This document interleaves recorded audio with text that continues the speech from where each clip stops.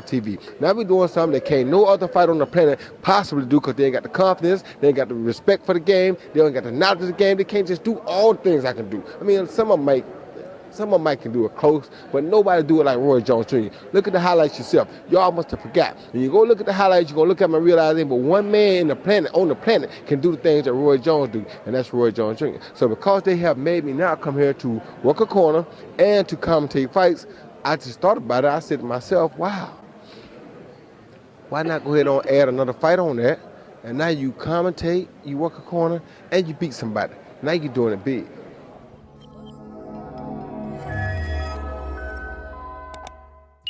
He's an American former professional boxer, boxing commentator, boxing trainer, rapper, and actor. He held multiple world championships in 4 weight classes and is the only boxer in history to start his professional career at light middleweight and go on to win a heavyweight title. Considered the best boxer ever during his prime, known for his possessing exceptional hand speed, athleticism, movement, and reflexes. Now get ready to get inspired. Here are 7 motivational speeches from Roy Jones. Number 1. Learning from others. What inspired me really was the fact that I watched Muhammad Ali fight Joe Frazier, not knowing what I was watching. But at 5 years old, I had already developed into a really good agitator.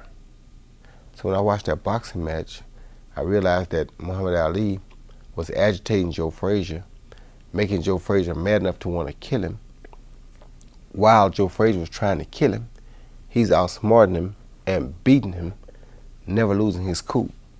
So I immediately said right then, wow, if somebody teaches me how to fight, I can do that mental part that he's doing. I'm good at that already. So that made me know that that's where I needed to be. Number 2. Come back even harder. My father had fought professionally and I didn't know it. So he was a fight fan. So seeing him watch Muhammad Ali and be so excited about what Muhammad Ali would do gave me an opportunity to realize what Muhammad Ali really was doing. Mm-hmm. For me, I was a pretty good agitator at age 5. I could agitate the heck out of grown people, make them want to kill me. So when I first watched boxing with my father, I think the first fight I really paid attention to, he was watching Ali and Joe Frazier. Probably 74, I might have been 5. And I was like, wow, he's doing what I do. He can aggravate him, and he's using that aggravation to defeat him. I said, if somebody teaches me how to throw my hands, I can do that, because that's what I do already. So I kept asking, and my dad would come in with the gloves. Sometimes he would box me at night, get on his knees and box me. And it was funny because me not knowing any better, I would spend my whole day at school trying to figure out how I'm gonna beat my dad when I get home. So it got so bad to where I would go to bed crying pretty much every night. My mom would beg me the next day, please don't box tonight. I'd be like, okay, I ain't gonna box. But about right around bedtime, I just couldn't resist it. Just I had to get the gloves and get the beating again. I knew I was gonna lose, but I had to try. So I guess over the years, that probably let my father know that, that I wasn't opposed to not winning all the time. And I was still gonna try hard. Even if you beat me, I'm coming back at you even harder.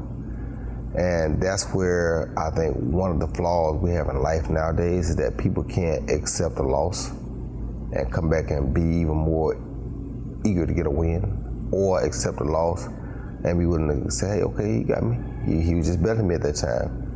And that don't mean he a better person than me. That don't mean he's a better fighter than me.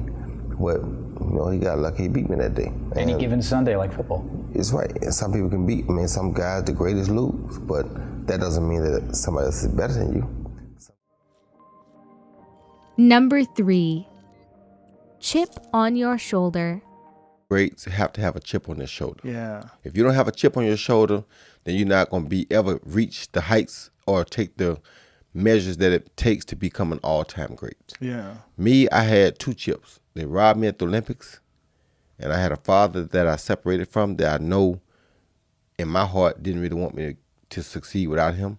So those were my chips. And because I had those chips, I can't lose. Because if I lose, he wins. You understand me? So in my prime, if I lose, he win because he's saying I can't do it without him. And in my life, the way I was taught, the way I was brought up, all I need is God. Nothing against my dad, but all I need is God. So to me, God prepared you to get me to a certain level, but God took those roosters. God took a guy named Charlie Campbell. And you wouldn't know Charlie Campbell because he was a boxer back in the day, amateur boxer. But God showed me so much through Charlie Campbell that to this day, I still speak to Charlie Campbell because without Charlie Campbell, I might have never gotten to be Roy Jones Jr. Really? Number 4, you have to really love it. How much do you have to love what you're doing to be able to be 46 years old doing what you're doing? If you don't love what you're doing, first of all, you shouldn't be doing it. But to love it, to be 46 and doing it, you gotta really love it because getting up every day, going through the cramping and the pain and the hurt knees and the hurt elbows and the people constantly trying to beat up on you because you're old and you have a name. I mean, it's always something. So at 46, you gotta really love this and you gotta really love the competition or you couldn't do it. Number 5, God doesn't make mistakes. Now not only do I have a super middleweight title around, but there's also a cruiserweight title around. So now I'll be the only man ever to go middleweight, super middleweight, light heavyweight, cruiserweight, and heavyweight. And do you regret at all not picking up a cruiserweight title early in your career, for example, after you beat Ruiz and went back down again? Yeah, I probably could regret it, but the reason I don't regret it is because I know that God does not make mistakes. That was a reason he didn't make my mind click to think about it right then, because he wanted me to have something to motivate me now if I'm gonna fight now. Had I done it then, I couldn't fight anymore because I would have no goal. I would just fight for no reason. So what's the use? Is it a lot hard? Number 6, nature and fighting styles. I always look at things, God created natural things that fight.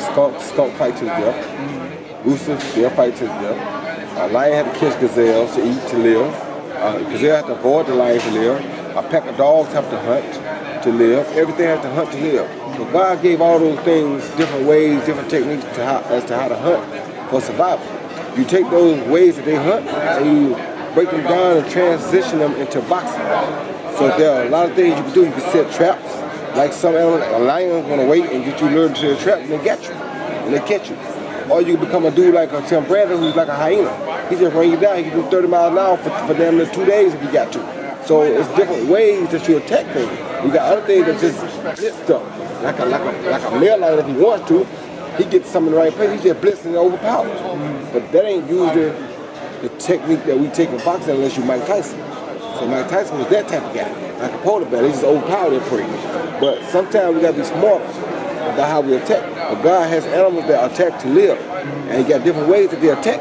And because the dogs are smaller, they have to attack in different ways. So a pack of dogs resembles a pack of punches to me. You gotta be able to keep that pack of amount of punches up for a long period of time. That's what a pack of dogs does. You understand me? Whereas a lion pride or a cheetah is fast like Roy Jones, he can hunt you down quick and get you. But if he don't get you right away, you got him because he can't last those 20 minutes like that dog, like that pack of dogs. Number 7, reinvent yourself. I done Big Bear song with John Pascal, and I've been doing some different things, just trying to reinvent myself again. You have to take a page out of the great Michael Jordan book. You got to reinvent yourself sometimes in order to come back and be able to deal with these youngsters. So I had to go do a little working on reinventing myself, and I think that has been very successful. I'm very proud of where I am so far with my reinventing, and I'm looking forward to really big things. Thank you for sticking around this long. I hope you liked and enjoyed the video. Please comment down below which one was your favorite that you got the most value from. Don't forget to like and subscribe to the channel. For sticking around this long, we have a bonus for you. Always remember to stay inspired and stay motivated. Bonus. Then I'll stop. When you look at young guys who aspire to be great champions and see how hard they try and how they're willing to give anything in the world to be just good, not great, just good. And you look at yourself and you still have the attributes that once made you great. yeah, you got to change your game. The great Michael Jordan had to change his game to survive in the later days when he came back. But to have that and just sit on it, why would you just sit on it instead of using it until you can't use it no more? Then you go sit down, because you can not only inspire these guys, but you still can teach them a lot. So me as a technician, as one of the best, to me, in my opinion, to ever come in the game and do it, I want to inspire as many people as I can, but I also want to continue to teach until I get out. And when I get out to where I just can't do it no more, then I'll stop. When I get to where I can't dominate in the gym anymore, I'll stop. When I get to where I can't get up and go get my workout in and make myself do what I need to do to win, I'll stop. But I think all of those things are my decisions to make, not other people.